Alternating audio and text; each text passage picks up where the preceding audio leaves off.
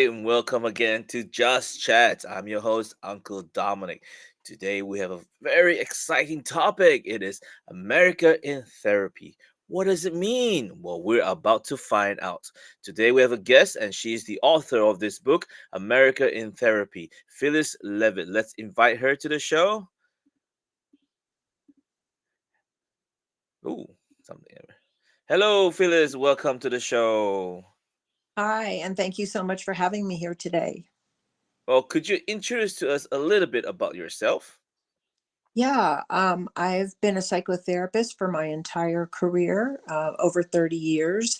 And I just wrote a book called America in Therapy, a new approach to hope and healing for a nation in crisis. And the motivation for my book really came from so much experience working with individuals, couples, families, children, and really seeing how.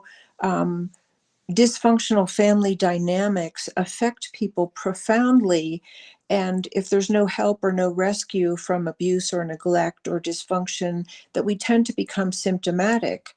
And it wasn't a far leap to realize that we're in many, many family systems, not just our family of origin. Our communities are a family system, businesses are family systems, or they operate on the same dynamics that family systems do.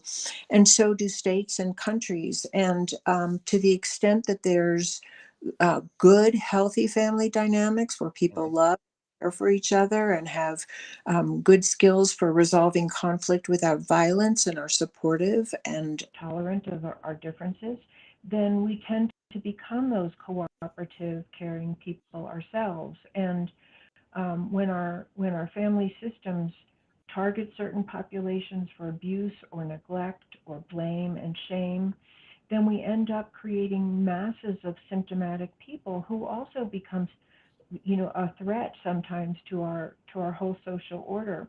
And I don't know if people really understand that the causes of some of the worst behaviors that human beings demonstrate really come from a lack of love and belonging and safety, which are psychological issues, they're mental health issues, and they're not really at their heart ideological or partisan issues as many of us have been conditioned to believe.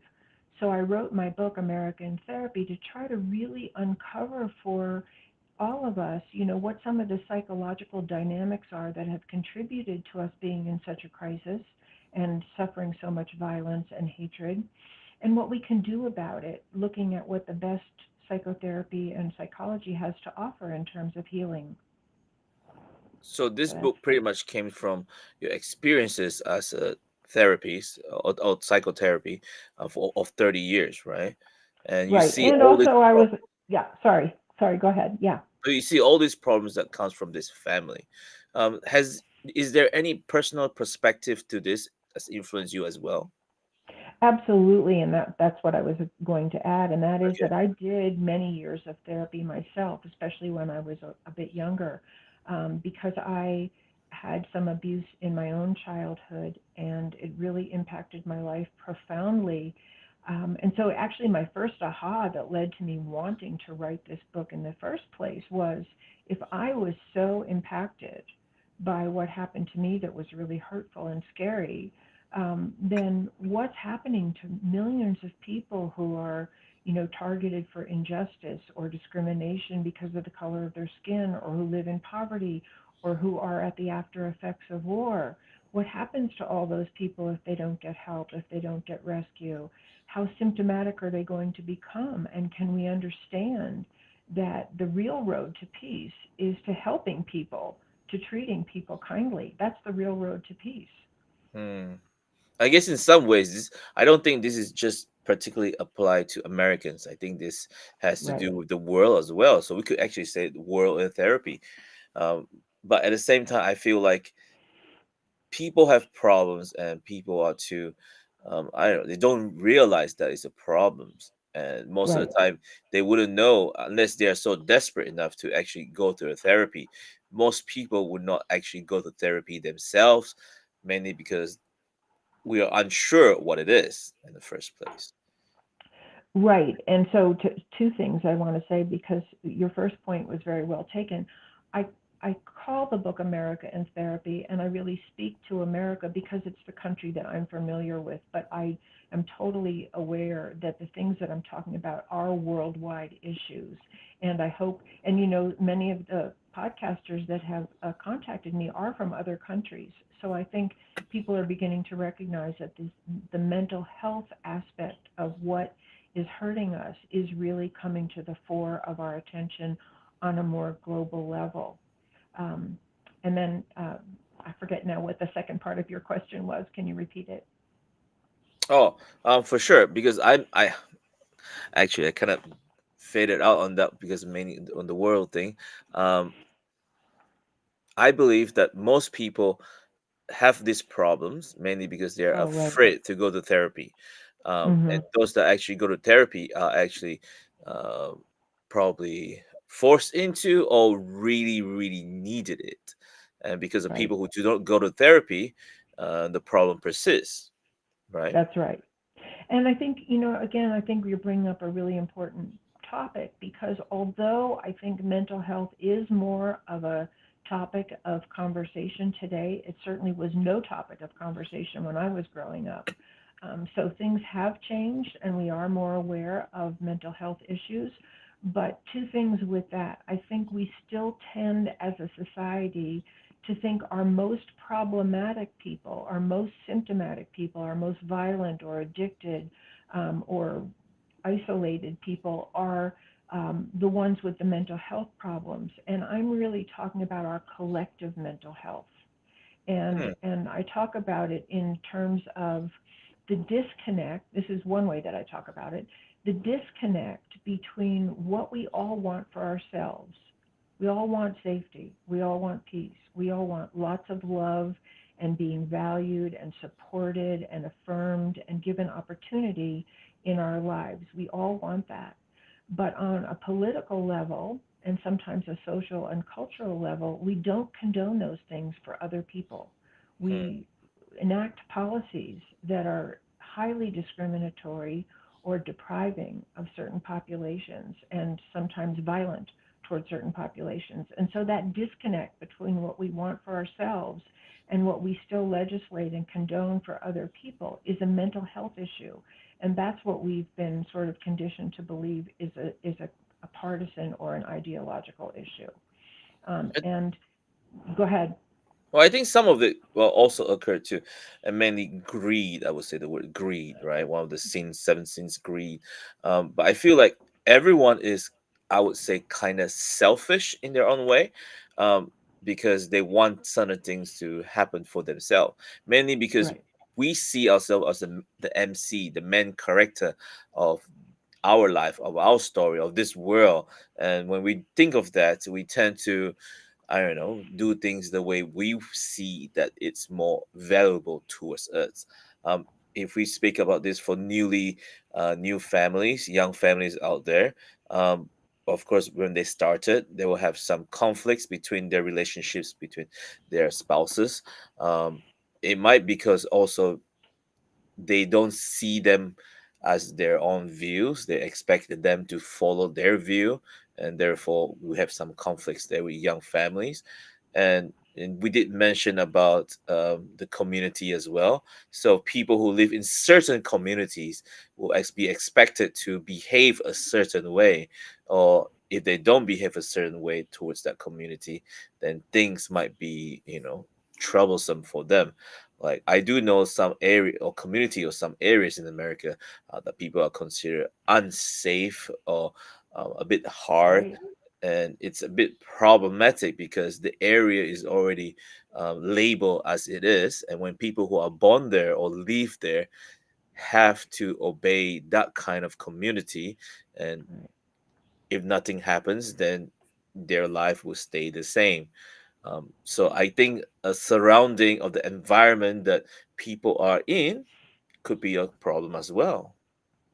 Oh, it is. And that's why I talk about family systems on the larger levels, our communities, our places of worship, our schools, our businesses, our state government, state and local governments, and our national government, because they all condition the environment that we live in.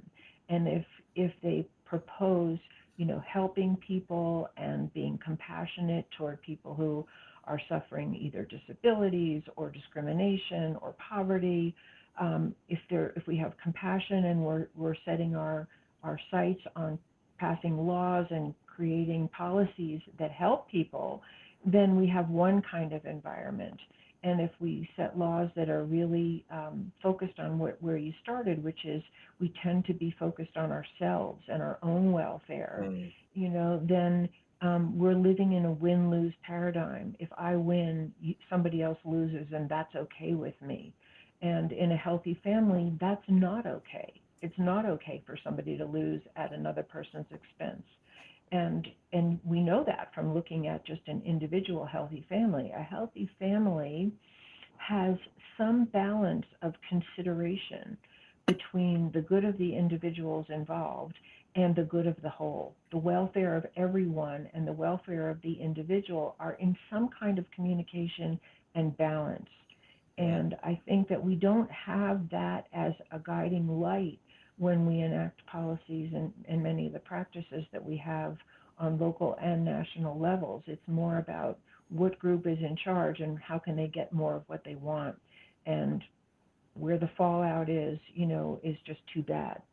Well, that's the And thing that, in most countries as well, because I feel like people who are making the laws or doing all this stuff is actually this is kind of feel like a job for them as well. I feel like when they get into position of power, this is their job, right. and I guess entitles them to do what they believe is right for them. And obviously, most of these people who are in this position probably not have not come from um, poor families or families who are struggling that's out there, and therefore they do not understand totally what people are going through. But at the same time, I feel like as a normal person or as a person who goes by in daily life, we don't have so much impact on the lawmakers.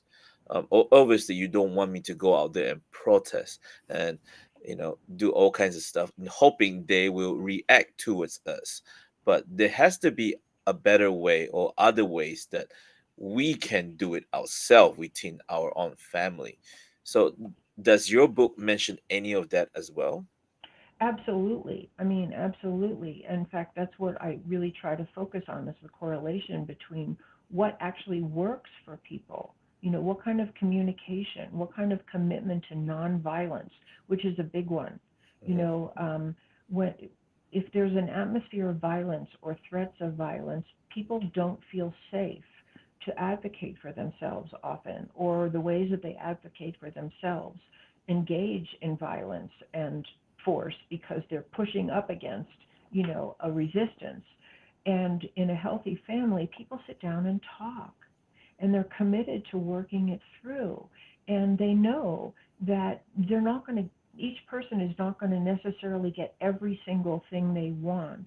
But there's a balance between what I want and what I think I need, what you want and what you think you need, and what actually works for the whole system so that one person's focus on themselves doesn't become the whole focus of the family, which is what happens a lot of times in larger institutions. A person, as you said, gains power and control, and the only lens they're looking through is their own, Mm, which leaves a lot of other points of view out. And we kind of know from many of the studies that have been done or stories that people have been told that a really good leader listens to everybody, brings people together to the table, is excited about other people's contributions, can delegate power for the good of the individual and the whole. And unfortunately, and I think it's a sign of mental unwellness, often people who get into positions of power on any level become addicted to power and control, and they want more and more and more. And they isolate themselves to believe that only what they think is the right thing for all people. mm, Um, and these are not healthy family dynamics. This is not good mental health. None of us has the answer for everyone. And we do better, and we know this in our own lives. If you've ever worked in an office, you know that you do better working with people who want to collaborate with you, who respect you, who listen to your voice, and who know that you will listen to theirs, and who want to work together with you for some greater good. And I think that's been lost to a large extent in our country. That is true. That is so true because in any level at all, as long as you get certain kind of power, some people feel they're entitled to it. Right. I'm not gonna say I'm not part of it before as well. I just felt like if I was given some kind of power, I have a little bit more authority to it, and I feel like the way or experience that I have gained, I know what's better, but sometimes I do need to listen. And I feel like there are people out there who are in workforces and doing certain things in offices, leaders of, they should have listened. But at the same time, I feel like, how can I do better instead of listening to these leaders? Because if I go forward and, you know, portray myself, give them advice about it, they're not going to listen to you. And this is the same thing as in a family as well. If a family, I wouldn't say if it's a man or a woman, but maybe a father or a mother. I think mostly happen between a father who feel that it's his responsibility to be the head of the family. But in most cases, that is kind of untrue right now. Like in the family, it should be run together between a husband and a wife, between a father and a mother, as equal as you can. But most of the time, it's always one-sided, and when that happens, who listens to who? And Right. Right. And I I would think, use go metaphor of ahead. saying paper, scissors, stones. They're both rocks. Rocks against rocks. It's gonna be, you know, Right. clashes. So, and But if I it's think rocks against scissors, then one person is gonna overwhelm the other. So, what you brought up is a really good point, and of course, it's way larger than anything we can go into depth in today. But I think what we need is a much greater collaboration between the masculine energies and the masculine active and assertive energies, and the feminine receptive and kind of nurturing energies. And in a healthy family, you do have that balance and that union, whether it looks like the mother and father are working together and they honor what each brings to the table.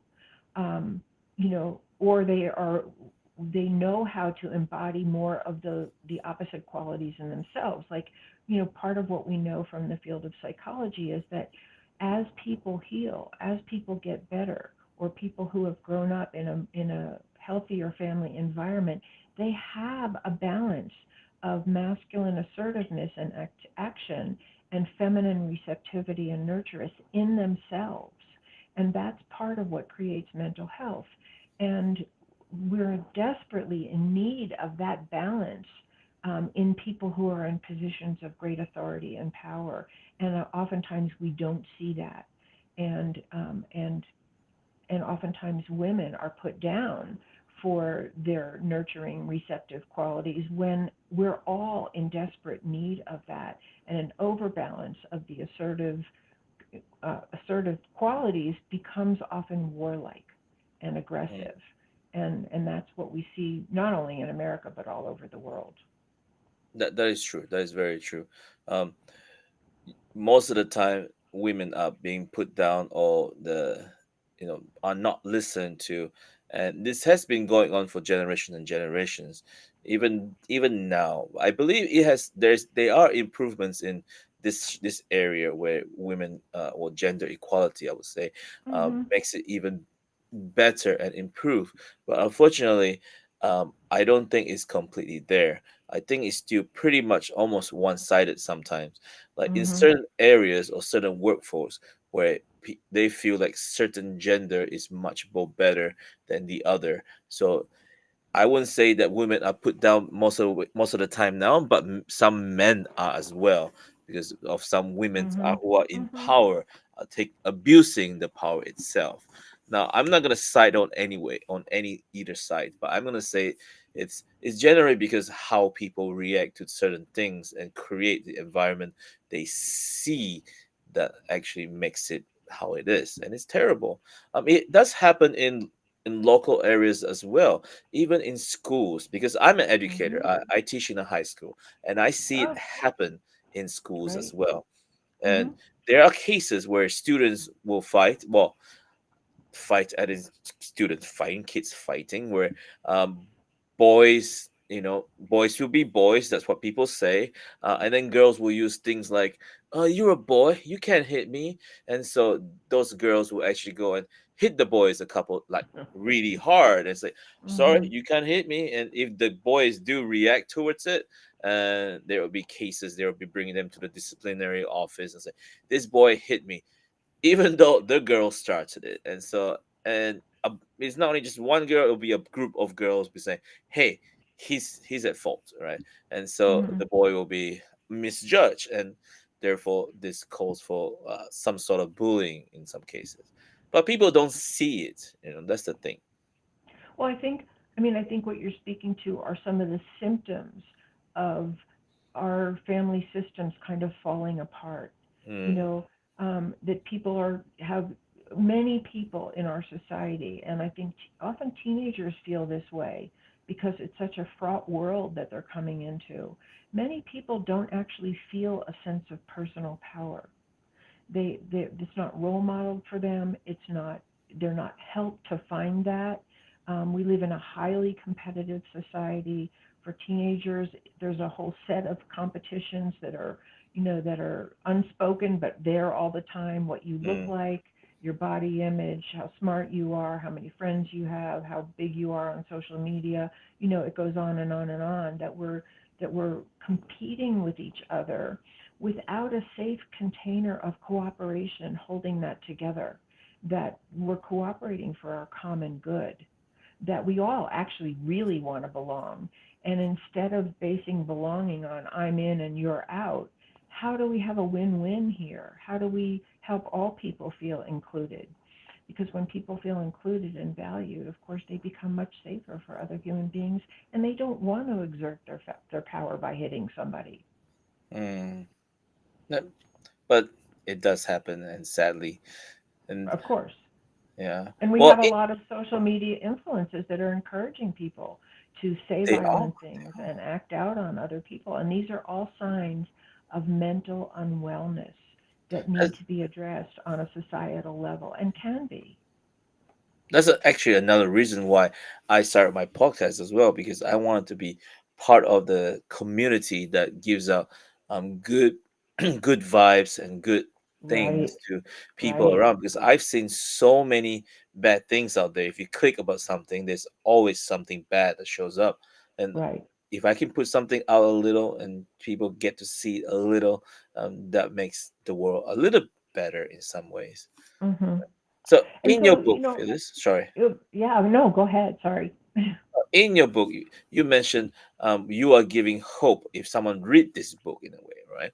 So I do want to delve into maybe a little Sure. bit of a summary to it. Is there a certain problem that you could tell us a little? Well, let me say this in terms of hope, that one of the things that inspired me to write this book is that all of the personal work that I did to undo some of the trauma that happened early in my life so that it wasn't running me, um, really helped me recreate my life when I was a young adult. And I know that there can be light on the other side of this tunnel.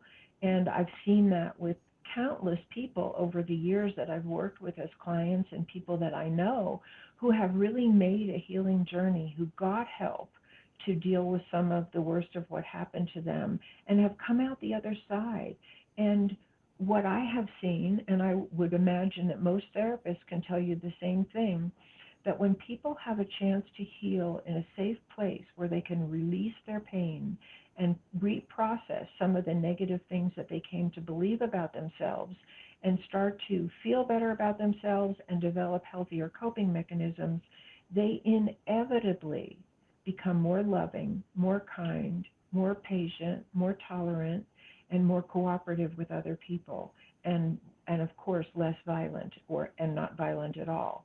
And so if individuals can do that, groups of people can learn how to do that, and a country can do that, because a country and a state and a local community and a school and a business, they're all individuals. So if we learn how to listen deeply to each other's pain and help each other know. And these are some of the big principles of good psychotherapy. We know that there's an essential good person that was born, and then things happen to them that condition them to be intolerant or violent or judgmental or antisocial or withdrawn or aggressive or addicted or whatever they become. It's because of the way that we're treated by other human beings that we develop the bad ways that we're treated by other human beings, that we develop these symptoms. And so, love and care and safety and support and good boundaries and nonviolent conflict resolution skills help people heal. And then they become the agents of that in their own lives with the people around them. And what you were saying about there's so much, you turn on the news or you listen to this and Mm. you see so many problems and so many terrible things that people have done to one another.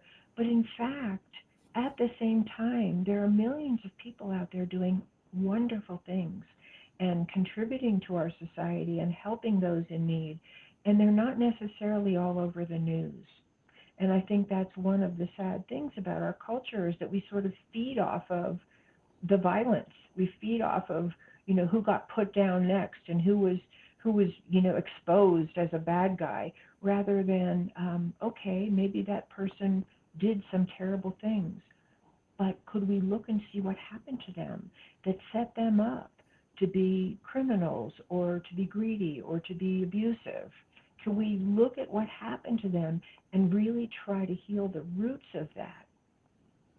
Well, that's what most people are conditioned to, in a way that saying this is what sells. If we have something that attracts people, it Right. sells. And again, it points all towards greed, or what we really want in our job. If I'm in a news line, that I want to sell something that actually makes people want to read my newspaper or watch my show. Right.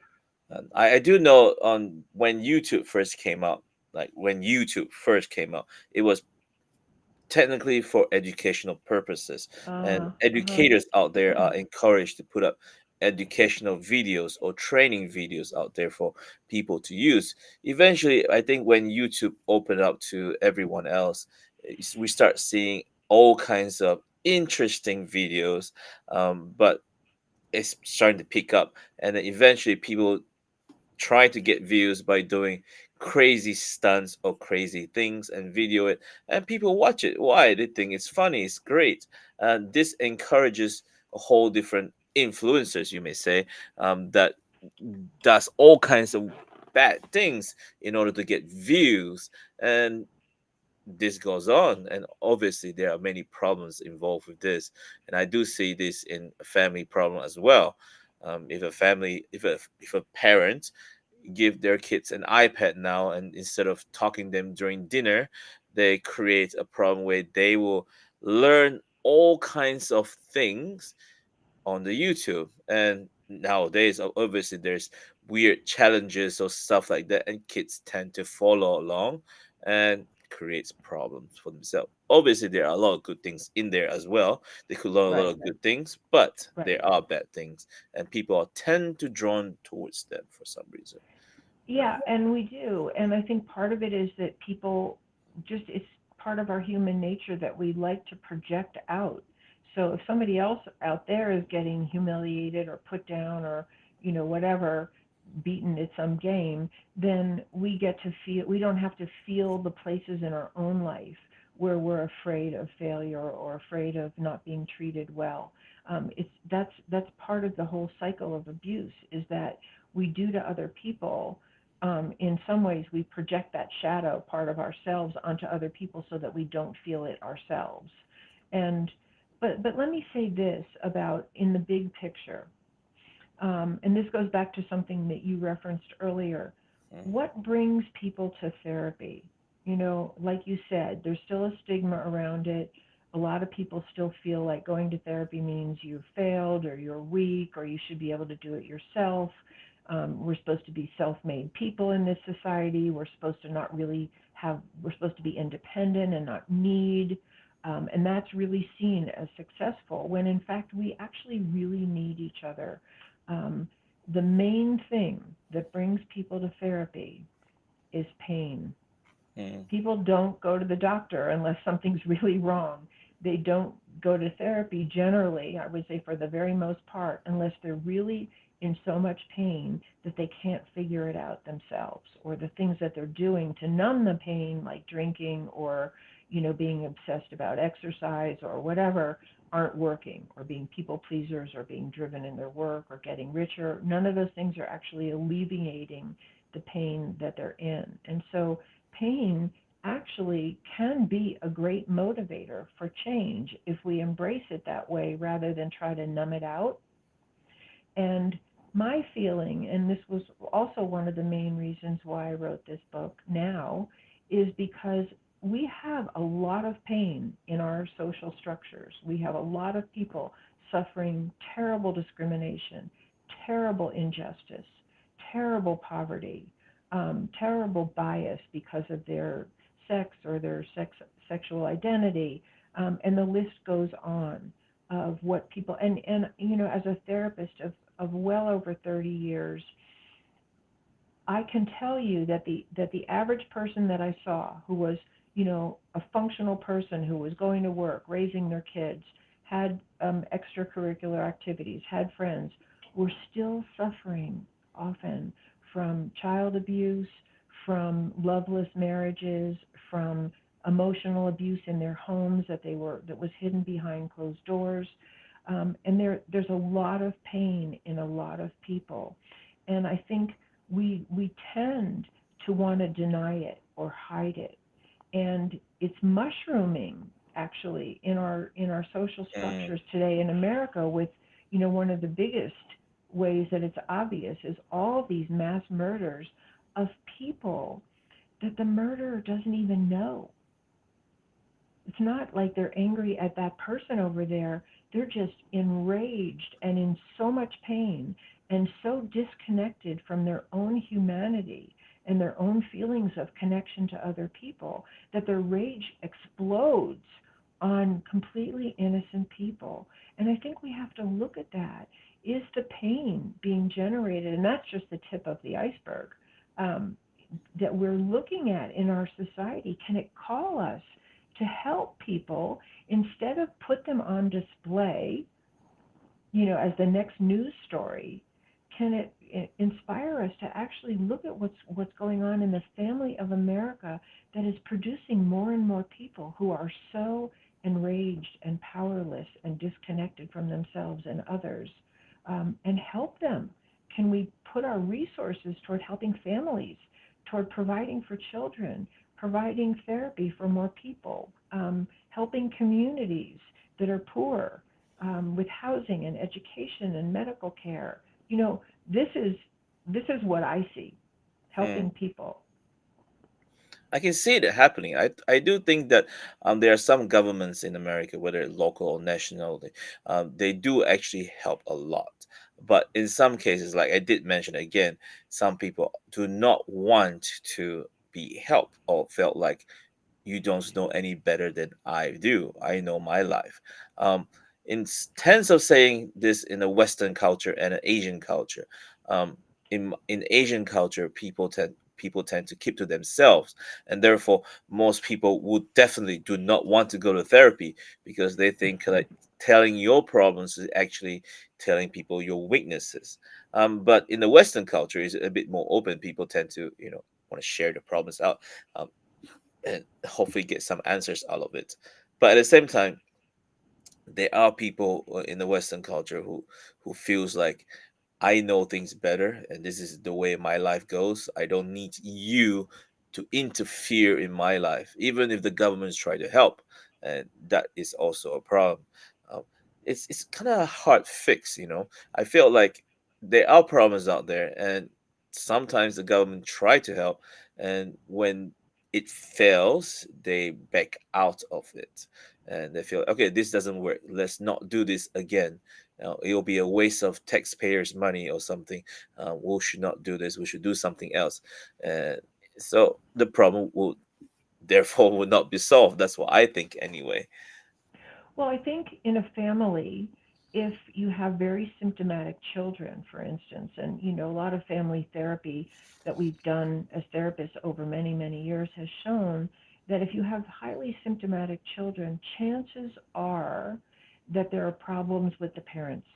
They're not Mm, getting along, there's conflict, they're never home, there's addiction, there's whatever. And most of the children that I saw in my practice early on, in which I focused on working with children, I would say 99% of the children I saw were symptomatic because of conflict between their parents. There wasn't really anything wrong with them. They were just symptomatic because the environment that they were in was too mm, tense, was too conflictual, was too explosive. And so I think we need to know that many of our symptomatic people in our society are suffering from conflict on very high levels. And we see that a lot in the news now. I mean, politics seems to be out of control in terms of putting people down and violent rhetoric and, all the threats that are bandied about and are in our face all the time. And we're the people in the family of America who are affected by that. mm. And I can tell you from my practice, I started my practice, I think I saw my first client in 1989. And it wasn't Whoa. until, yeah, it wasn't until the 2016 election year that I ever had people coming to therapy talking about how traumatized they felt about the politics in our country Mm. and frightened and awake at night and scared about what the elections would bring and what the changes would be. And 2016. yeah, yeah. And so we're the family of America, and we both have, as long as we have the right to vote, hopefully we can vote for people who have values that are based in helping people and peaceful conflict resolution. And if we don't vote for those people and we put people in power who are really invested in winning a battle and claiming control for themselves, then that's what we're going to get.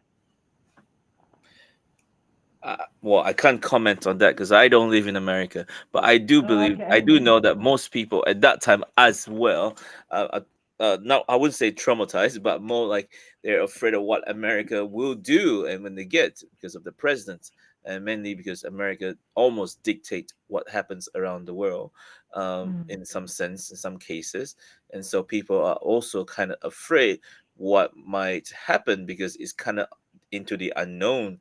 Um, and so, and there are cases where people say, "Oh, we gotta pick the lesser of evils," and I'm thinking that shouldn't be the case in most I ways, but know. unfortunately, it is the case in a lot of times. Even in countries like Taiwan as well, when we had our elections, um, people are saying this presidential candidate is not appropriate, it's not great. What about the other one? Obviously, the other one is not great as well, so both is not great. But why are they up there? Well, there's not much choices that we can make, and so here comes the thing: pick the lesser of evils, right? But I feel Yeah. like in some cases, when it reaches to this, we shouldn't bother too much about politics when we can work on it on ourselves. And I understand the point of view where parents, systematic children, pretty much is when parents do something, children will see and children will learn and children will do. And the environment that they are in makes them feel like, so this is how the world works. And sad thing, this is how it is. Because I think when parents have some depression in some ways or mental illness and they have no means of getting help, or Right. they do not want to spend the money to get help for themselves because they can use this money for different things like food on the table or a new car for the house. And then when this involves, parents have to choose either one. And this is where it happens again, the lesser of evils. If you choose the wrong one, but at least that's how it is. And Mm, people will blame it as this is my life. I have no choice. And kids will learn this as well, and this is a problem that I also encountered in my life. And I try to change it in a way to my mindset of saying, this is an experience that I've got. and I have to learn from this experience. Right. And speaking on a lower level, my kid recently had a breakup, and it was actually pretty bad on him because I think this is his first love. And obviously, this is not so great for him. He doesn't know how to handle it. And when I try to approach him to talk about it, again, people do not want to listen to you, and of course, they push you away and thinking Mm-hmm. they know it better. But that's how it is. And I try subtly in a lot of different ways through my podcast as well, to mention that everything happens for a reason and there is an experience to it. We just have to get it, learn from it, and in 5 years' time, or 2 years' time, or maybe a couple months' time, we'll see things in a different light and see things in a different view, and then we can make better focus or better judgment on what is going to happen in the future. And I Well, feel that. Yeah, I think sorry. he's very lucky to have you for his dad, because whether he takes your advice or not right now, he's having the experience of having a father who really cares for him, who wants the best for him, who's communicating his own wisdom and hard-earned knowledge from, from your own life to your son. And that goes in whether he takes your advice or not right Mm, now. And you probably have had this experience. I know that I have. Like, things that I heard early on in life that I might not have been able to apply have stayed with me and come back to me at times when I needed them. And so what and the second thing that I think that you have to offer that I think is so great, which is part of what I think the best healing work really encourages, is that we learn from what happens rather than judge ourselves or blame other people. Can I just learn from this? Can mm, I become a more loving person? Can I become a more cooperative or peaceful or open minded or whatever person myself?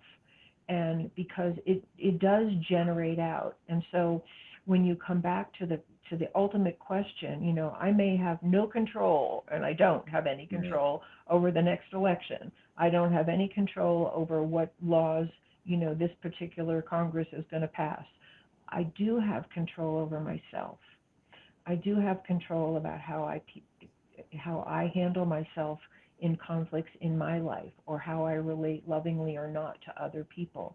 And the more of us that understand that our power actually lies in who we are for other people and who we are for ourselves. And if we need healing work, that we feel totally good about going to get it, because if we've been hurt by other people, we deserve to have some healing around that. We for deserve to sure, find safe definitely. people.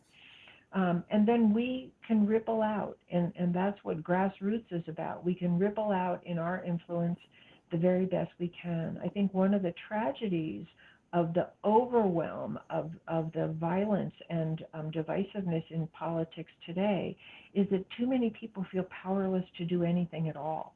And they Mm, just want to hunker down and take care of their own life because that feels like all they can do.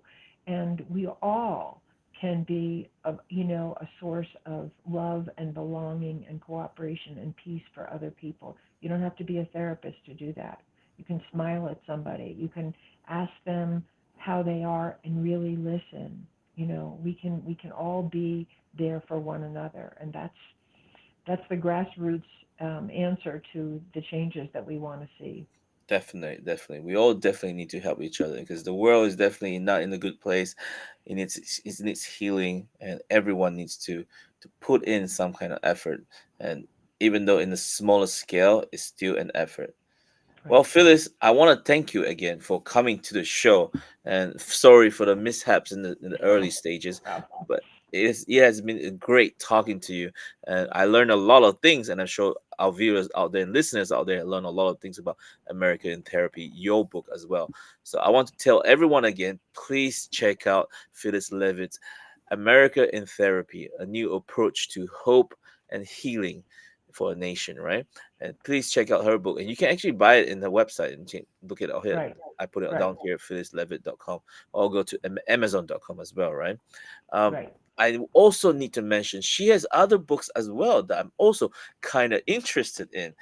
Two of books, the title itself is exciting already. The first one is A Light in Darkness, and the second one is Into the Fire. I really want to talk about them, but unfortunately, we do not have much time. But could you tell us a little bit about those books as well? Yeah, those two books, they're quite different, but not unrelated, really. But those two books are really about they're autobiographical, and they're really about my own healing journey and how I was able, through really being able to work through some of the abuse that happened to me early on in my life, was really able to connect to a very essential part of myself that gave me guidance in my life. And was a source of knowledge and inspiration that I never would have understood was possible. And so, that's part of what has given me such a great impulse to try to share a healing journey, however it occurs for another person, and we all do it in our own unique individual way, but that we really can reconnect to our essential selves. And that is the greatest source of healing and light that we can share with the world. So, yeah, there's tons we could talk about that maybe another time, but those two books are very autobiographical. For sure, thank you. For Live Phyllis as well. Most of this podcast that I put out are actually seen by most of my students as well. Um, is there any advice you would give to my high school students about life or about technically American therapy? But what can they learn from this? Yeah, I mean, there's so many things, but Well, let's make just it one sentence or two. okay. One sentence is the best food for human beings. What makes us the healthiest and most able to thrive and survive is love and belonging. Mm. So try to generate that with the people around you. If you don't have it in your life, find a place to get help, to heal from the effects of not having a sense of love and belonging, because we all need that to thrive, and we all deserve that as the precious human beings that we are. Thank you so much, Phyllis. Everyone, love and belonging. That's it. All right. I do know about this love and belonging. We all, as humans, we want to belong somewhere, and there it is. If we want to belong, if we want to be in a good circle, make the circle yourself. Be your circle. Be Mm-hmm. that circle. Be that person. Right. If you want Yeah, to have good friends, be that good friend. Eventually people will come to you, and you have a good friendship and good high school life as well. Well, thank right. you again, Phyllis. Thank you for everyone who's watching the show.